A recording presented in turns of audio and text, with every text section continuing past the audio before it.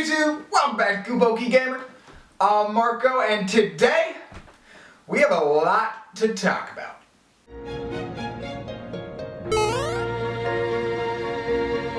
So today on the Kupo Gamer, we really need to talk about what recently hit KHUX. From Elrena, Larxene somebody being revealed to be a part of the KHUX story, to more on the data worlds that we travel to in KHUX, there's really a lot to get into today. So without further ado, we're going to jump straight into all of this juicy stuff because this is a big deal. If you're interested in seeing this translated cutscene from KH Insider yourselves, check out the link in the description below. Okay, so let's get into what this meeting was about. At the heart of this meeting, Ephemer wanted everyone's opinion on the specific rule that was put into the Union Leader Handbook.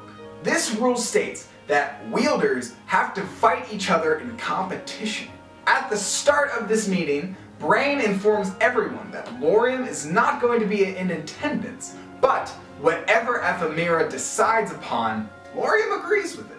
So what that means is during this meeting, Ephemer, his vote counts as 2 votes. Without any hesitation, Ven tells everyone that he opposes this rule and that Wielders shouldn't fight one another. Skuld takes the stance with Ven and agrees that this law, this rule that all Wielders should fight one another, should be outlawed.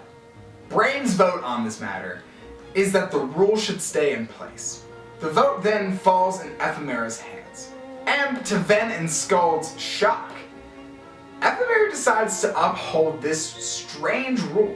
Before the meeting is adjourned, Ephemer goes into detail of how they're going to go about this Keyblade wielder fighting them. Instead of the wielders actually fighting one another in person, they'll use their data forms to avoid conflicts of the heart and, take down on the intensity of the actual combat. Revealing this as the way that they're gonna go about this, Keyblade competition, everyone's pretty impressed, and Brain, once again throws in a little sly comment. Of course. So, to really summarize why this meeting is so important, is it gives us context to why exactly PvP in KHUX is fought through data battles. And it also furthers the importance of these data forms in the KH mythos. In some future videos, we're going to go more in depth of what this actually means to a lot of stories tied to these data points.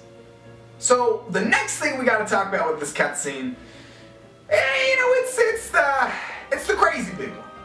Not to say that, this whole data thing wasn't crazy, because everything in this cutscene, this was a very big thing for, KH theory and just how Kingdom Hearts is gonna be going forward.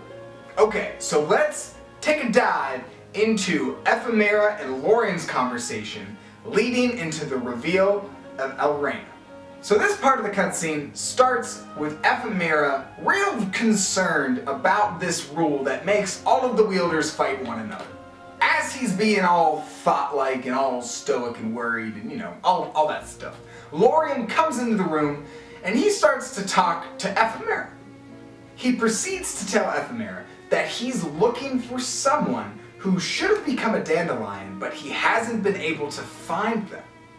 He then states that since he can't find this person, he's going to start to look through the data to try to find them. After breaking this news to Ephemer, he begins to leave and tells Ephemer not to come and help him because it is a personal matter that he wants to take care of. Laurium leaves the room, thus ending the flashback that they were showing of Ephemer talking to Laurium. The final sequence of this cutscene cuts to Laurium after the meeting sequence.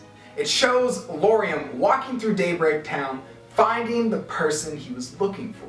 This person is none other than Elrena, the somebody form of Larxene.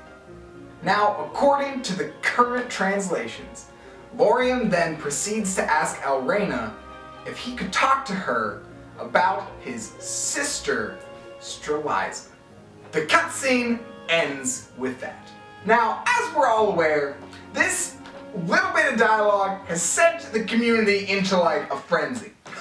Now, with that being described, let's take a deep dive into what this could possibly mean.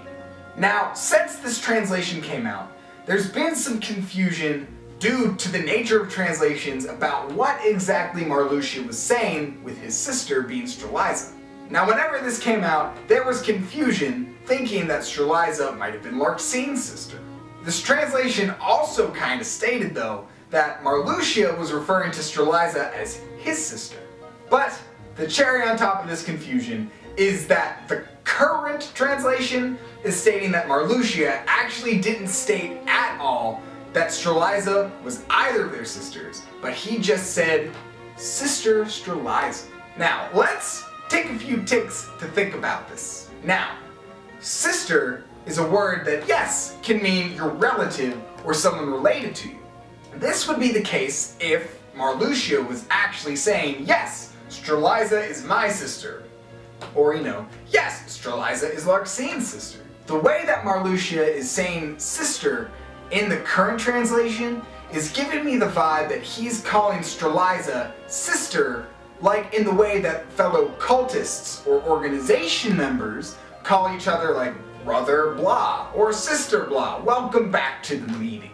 From the way that Kingdom Hearts is told its storytelling, I think it'd be a little strange and it might break the narrative a bit if they decided to finally throw in relatives into the mix. If they were to add actual blood relatives into the Kingdom Hearts storytelling formula, it might muddy the waters a bit and make it really a lot harder for this resolution to be truly had at the end of Kingdom Hearts 3.